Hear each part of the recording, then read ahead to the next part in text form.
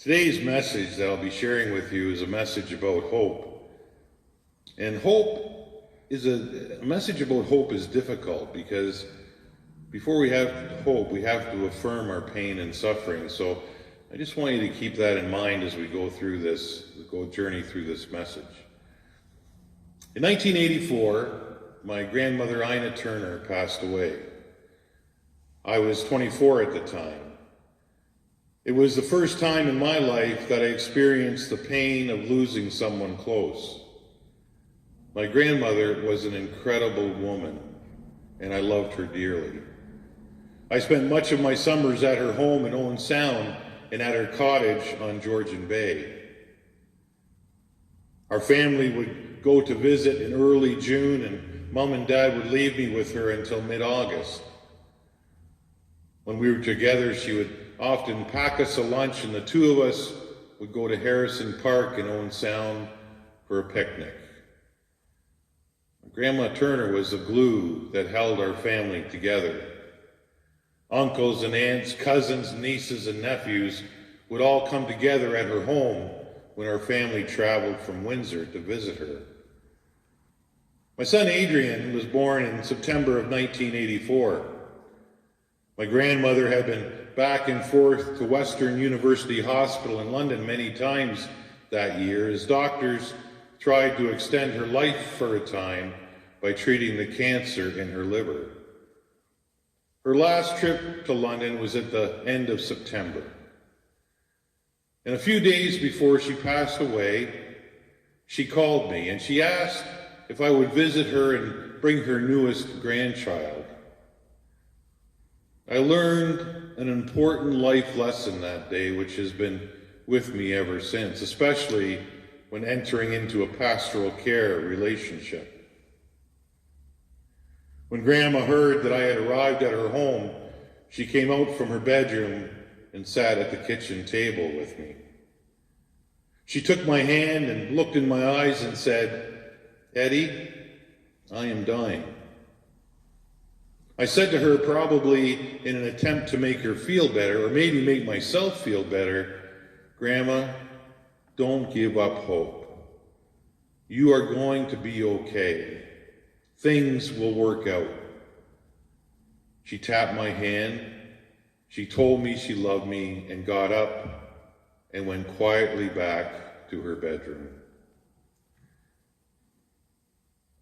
I now know what I did during our last visit. It was by no means intentional, but by not affirming her pain, affirming her reality, I closed the door to any meaningful conversation with her.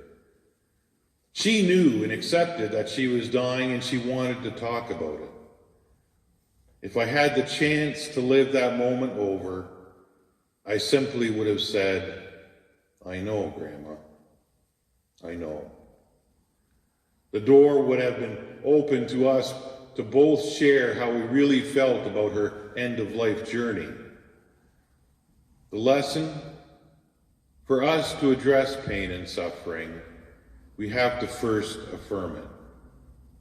To deny our pain or to bury it is to close the door to meaningful conversations and to experiencing the comfort we long for and the comfort that we need. We miss the opportunity to listen to God because God is in our lived reality, not in the reality we imagine or we create out of fear. If we cannot accept or affirm those journeys we take through the darkest valleys of life, how will we know that God is with us and experience the comfort of God's presence? If we pretend we are okay or force ourselves to be okay, we miss the opportunity for real healing. We also miss the experience of hope.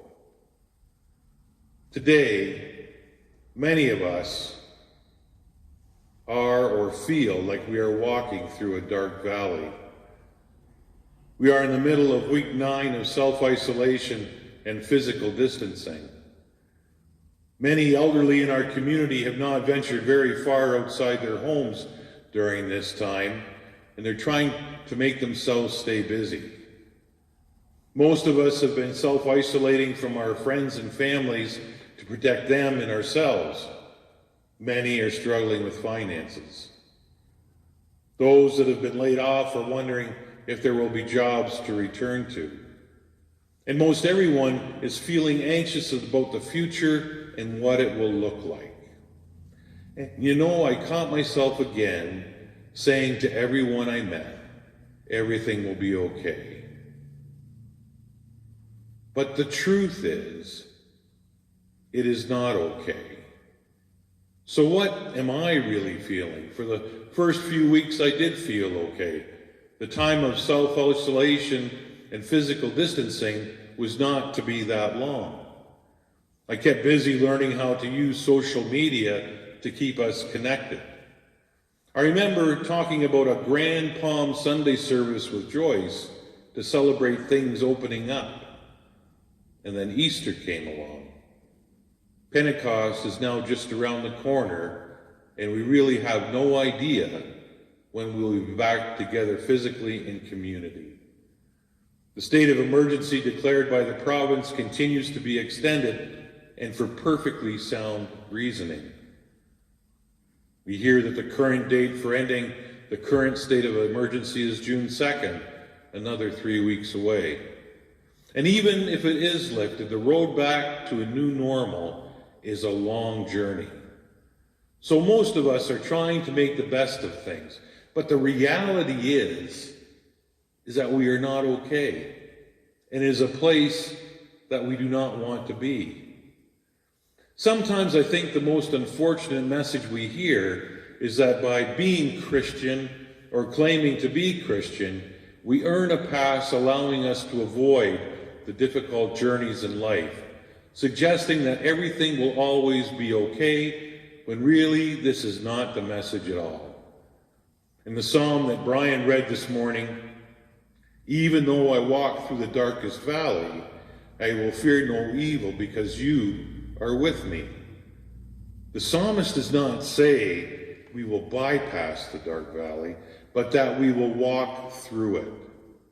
Notice the words, we will walk through the dark valley, indicating to us there is a beginning and there is always an end. It is what happens in the space between that determines what will be on the other side. It is also the space where hope is born.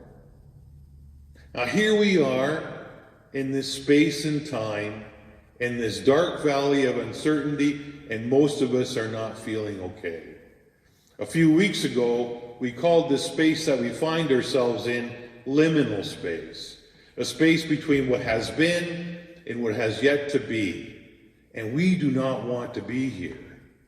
I do not want to be here in this space. My children do not want to be here in this space. I do not know of anyone that wants to be here in this space. There seems to be a bit of a heaviness to life right now. I notice as the weeks have gone by, it is taking me longer to do things. It seems to be more difficult to focus on tasks at hand. And I have talked to many people that share the same experience. It seems that subconsciously we are preoccupied. Maybe another way of putting it is difficult to deal with anything with clarity. So here we are in this liminal space, and what do we do? What is it about what we claim to believe that gives us hope? What is it about what we claim to believe that gives us hope? We experience hope by becoming agents of hope ourselves, by becoming still and listening to the Christ within us, by letting the Christ within us be revealed to others in our living, by reaching out to others, even when we ourselves are not okay. And Jesus modeled this for us in his living. Last week we read that Jesus, knowing of the journey through pain and suffering he was about to take, he comforted his disciples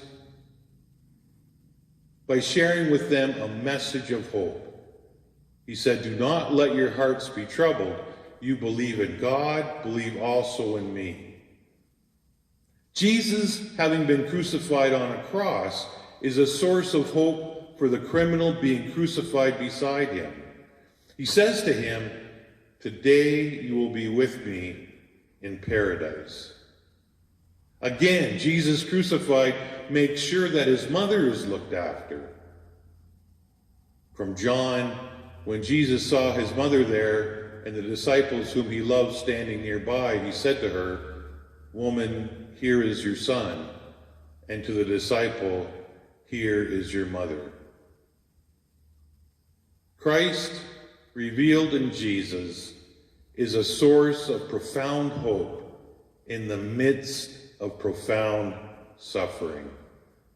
The same Christ that walks with us through our own dark valley today. We need to hold on to those words from our centering hymn. "Be still, my soul, the Lord is on thy side.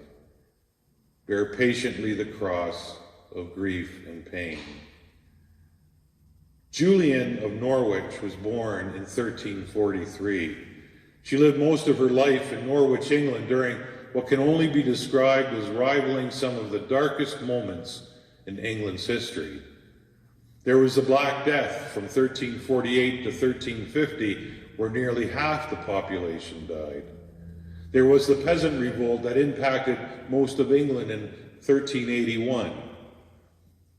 At age 30 in 1373, Julian became seriously ill and believed that she would die. And during this sickness, she had what she believed to be visions.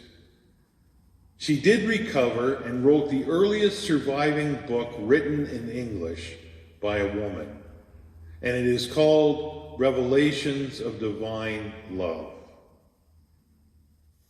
Julian observes in this writing, she says, "If I pay special attention to myself, I am nothing at all. But in general, I hope in the unity of love. For it is in this oneing that the life of all people consists." She reflects the love of God creates in us such a oneing that when it is truly seen, no person can separate themselves from another. If I pay attention to myself, I am nothing at all. But in general, I hope in the unity of love. Hope is grounded in the love and compassion we extend to each other, even in the most difficult moments of life. Hope is born knowing that we are a part of something, that we are loved, that we are not in this alone regardless of the outcome. Hope is trusting in the perfect love of God revealed in others to see us through this difficult time. Emily Dickinson wrote, "Hope is the thing with feathers that perches in the soul and sings the tune without words and never stops at all." In this liminal space that we are in today between what has been and what is still to have been, we need to be still. We need to listen to the voice of hope within us. We need to listen for the tune. We need to understand for ourselves what hope really is and where it is born. If we believe that Christ is a source of hope, then we need to look within ourselves and listen to that voice of hope. We need to let hope found in Christ be revealed through us, even when we ourselves are not okay. I hope the Leafs win is not hope. It is a desire of the ego. I hope I win $1 million is not hope. It is a desire of what we imagine will make us happy. I hope things get back to normal, I argue, is not real hope. It is a desire born of our ego to return to the status quo where we feel comfortable. I experienced a deep sense of hope from the most unexpected place a few weeks ago, and it was during one of the daily news conferences. It was when our Premier, Doug Ford, a Conservative, sincerely thanked the federal government and Prime Minister Trudeau, a Liberal, for the work that they were doing, and it was a raw, unscripted moment. And then he went on and shared that Krista Freeland and himself talked every day about the business at hand, and then they shared their struggles with each other. He said they were like therapists to each other. And that interaction between two people who were being real was sowed the hope of transformation. That out of all this might be born a climate of civility between our leaders, and maybe, just maybe, politics would be set aside and replaced by a commitment to collaboration when making decisions that affect our collective well-being. In our community life, when we ask each other about how each other is doing, let us do it from a place of care and concern, not an effort to create small talk. And if we are asked how we are doing, stop and think, how am I really doing? If we do what we always seem to do and say okay, then the conversation ends.